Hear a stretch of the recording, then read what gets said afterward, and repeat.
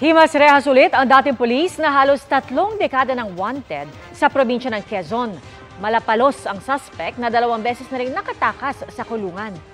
Nakatutok si John Consulta, exclusive. Ang mistulang ordinaryong nagwawalis na residenteng ito sa boundary ng Pasig City at Cainta, Rizal, siya na palang most wanted ng Quezon sa loob ng halos 3 dekada. Nang makumpirma ang kanyang pagkakakilanlan, hinuli na ang dismissed na polis na si Joel Consuelo Villanueva. Ayon sa PNP, 1993 nang mabaril at mapatay ni Villanueva sa Lucena, Quezon ang isang officer ng AFP. Matapos maaresto, malapalos namang nakatakas ang kanilang kabaro ng ilang ulit noong 1993 at 1996. Bakit po kayo tumakas sa Bucor? Ewan nyo. Ano na po yung dahilan?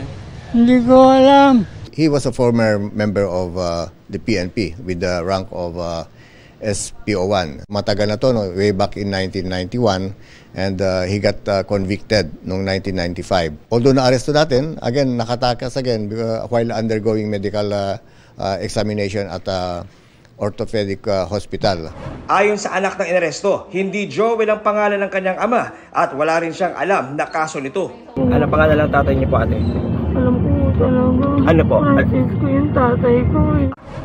Pero ayon sa PNP, matapos tumakas, nagtangka raw ang suspect na itago ang kanyang pagkakakilanlan para di mapanagot sa kanyang ginawang krimen.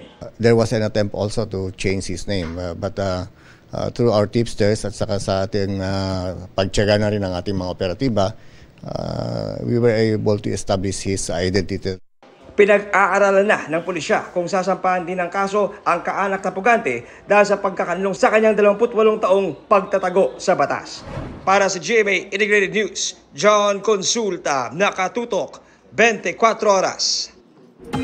Mga kapuso, kasama nyo kami 24 oras. Mag-subscribe sa GMA Integrated News sa YouTube. Sa mga kapuso abroad, bisitahin ang GMA Pinoy TV at www.gmanews.tv.